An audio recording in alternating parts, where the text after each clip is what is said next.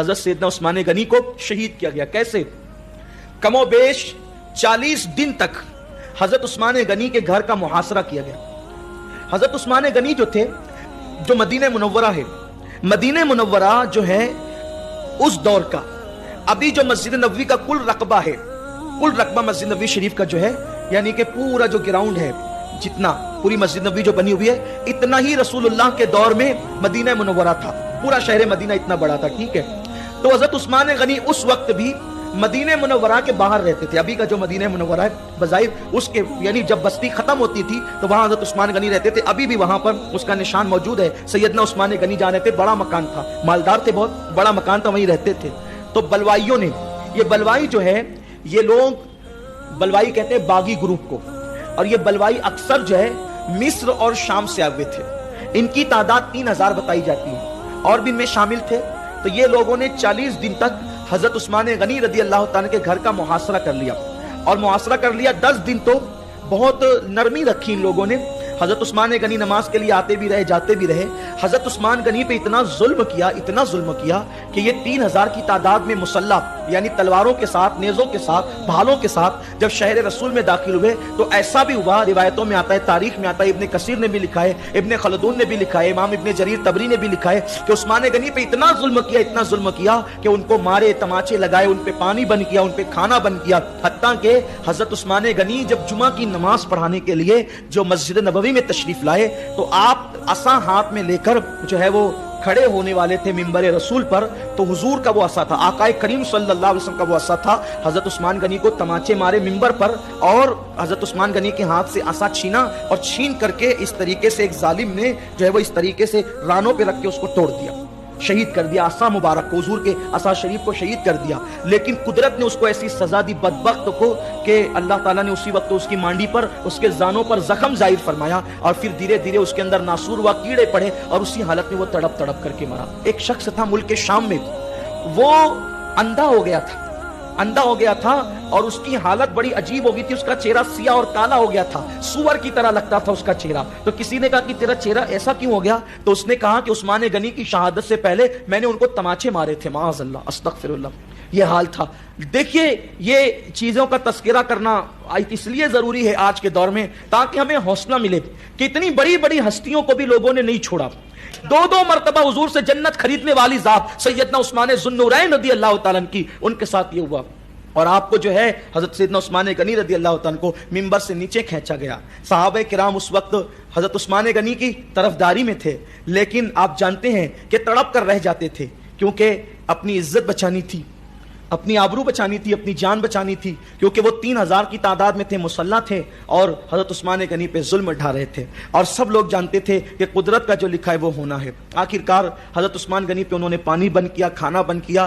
جب یہ اطلاع مولائے کائنات شیر خدا علی مرتضیٰ کو پہنچی تو حضرت مولائے کائنات نے اپنے دونوں شہزادے حسنین کریمین کو بھیجا کہ جاؤ اور جا کر دروازے پہ کھڑے رہو تاکہ بلوائی اندر نہ سکے.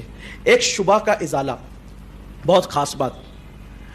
آپ کے ذہن میں ایک بات آتی ہوگی کہ عثمان غنی کا گھر گھیر لیا تو اور بقیہ صحابہ کہاں گئے تھے؟ چند بچے تھے تو مدینہ منورہ صحابہ سے خالی کیسے ہو گیا تھا؟ اور صحابہ کہاں تھے؟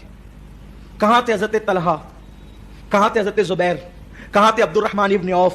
یہ بڑے بڑے بہادران اسلام جن کے نام سے بڑے بڑے سورما کانپتے تھے، یہ کہاں تھے؟ ایسا کیوں ہو گیا کہ حضرت عثمان غنی کا گھر گھیر کر کے شہید کر دیا؟ تو یاد رکھیں، صحابہ کا معمول یہ تھا کہ ہر سال صحابہ حج کرتے تھے.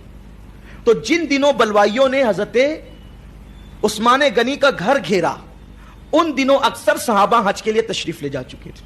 ان کا معمول تھا، وہ اکثر حج کرتے تھے، ہر سال حج کرتے تھے.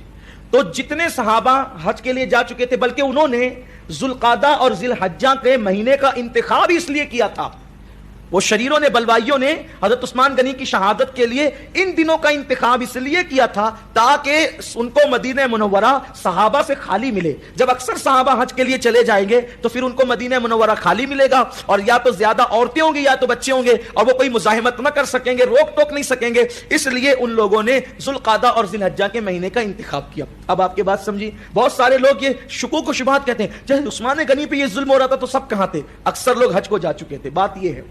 تو مولا کائنات کو جب خبر ہوئی کہ حضرت عثمان غنی کے گھر کا گھیراؤ کر لیا گیا تو مولا کائنات نے اپنے شہزادوں کو حسنین کریمین کو فرمایا کہ تم جاؤ اور دروازے پہ کھڑے رہو. اب یہ یہاں کھڑے تھے, ظاہر سی بات ہے ان سے مقابلے کی کسی میں ہمت نہ تھی, تو ان لوگوں نے کیا کیا, ان دونوں شہزادوں کو خبر کرنے کی بجائے وہ لوگ پیچھے سے گئے, چھت پہ سے کودے اور اندر داخل ہو گئے. اور جب اندر داخل ہو گئے تو ان ظالموں نے حضرت عثمان غنی کی داڑھی پکڑی اور آپ کو تماچے لگائے. حضرت عثمان غنی نے فرمایا مجھے پہچانتے ہو میں کون ہوں, مجھے شہید کرنا چاہتے ہو نا, اور کہتے ہو کہ خلافت کی کرسی چھوڑ دو, میں کیسے چھوڑوں. اللہ کے رسول نے فرمایا عثمان ایک وقت وہ آئے گا, دیکھو حضور نے اپنے صحابہ کو ایک ایک بات کیسی غیب کی خبر دی تھی, فرمایا ایک وقت وہ آئے گا کہ اللہ تجھے خلافت کا جبہ پہنائے گا, تجھے خلافت کا کرتا پہنائے گا, لوگ اس کو اتارنا چاہیں گے لیکن تو نے اتارنا نہیں, چھوڑنا نہیں, ورنہ اسلام کے اندر بہت زیادہ فتنے فساد ہوں گے. تو تو نے شہید ہو جانا لیکن حلہ خلافت کو تو نے, خرقہ خلافت کو تو نے چھوڑنا نہیں. تو وہ کہتے تھے کہ آپ معزول ہو جائیے, آپ خلافت چھوڑ دیجئے, آپ ہمارے حوالے کر دیجئے سب معاملہ. سیدنا عثمان غنی نے کہا میرے نبی نے مجھے منع کیا ہے, میں جان تو دے سکتا ہوں لیکن میں خلافت کے معاملات تم جیسے لوگوں کے حوالے نہیں کر سکتا. تو سیدنا عثمان غنی کو انہوں نے مارا. جب مارا تو سیدنا عثمان غنی نے کہا مجھے جانتے ہو میں کون ہوں, میں داماد رسول ہوں. عثمان غنی کہتے ہیں حضور کی دو بیٹیاں ایک کے بعد ایک حضور نے نکاح میں دیے عثمان غنی کے. پھر فرمایا کہ میں نے حضور علیہ السلام سے 2 مرتبہ جنت خریدی ہے, میں نے حضور علیہ السلام کو اس وقت کنواں پیش کیا ہے جب مدینہ منورہ میں ٹھنڈے اور میٹھے پانی کی ضرورت تھی. کیا تم یہ احسانات نہیں جانتے, اور آج تم میری جان پر بنائے ہو, میری جان لے لینا چاہتے ہو. ان لوگوں نے بہت کچھ سنا لیکن وہ ظالموں نے کلمہ تو پڑھتے تھے. میرے آقا نے فرمایا عثمان کو باغی گروہ شہید کرے گا. ان لوگوں نے حضرت عثمان غنی کو شہید کیا. اس وقت جب عثمان غنی کی شہادت کا دن آیا, عثمان غنی نے اپنی بیوی جناب نائلہ سے بتایا کہ میں نے خواب میں حضور کو دیکھا اور عرض کیا یا رسول اللہ دیکھیں مجھے کتنا ستا رہے ہیں کہ میرے گھر پر ان لوگوں نے چاہے وہ پہرے لگا رکھے ہیں, مجھے باہر نکلنے نہیں دیتے, مجھے نماز کے لیے جانے نہیں دیتے یا رسول اللہ. تو آقا کریم نے فرمایا عثمان اب امتحان کی گھڑیاں ختم ہوئی, اب تم نے جو روزہ رکھا ہے تو آج افطار میرے ساتھ آ کر کے آپ کرو گے. تو حضرت عثمان غنی نے جب وہ بیوی کو یہ خواب بتا دیا تھا کہ اب یہ میری زندگی کا آج کا آخری دن آ گیا ہے. حضرت عثمان غنی کو قرآن کی تلاوت بہت پسند تھی,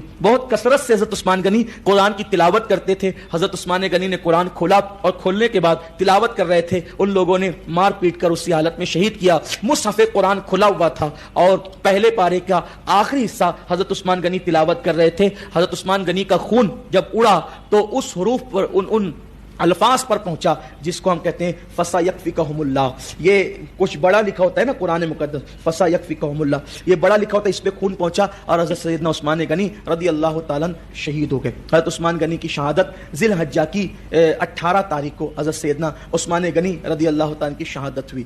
آپ نے جام شہادت نوش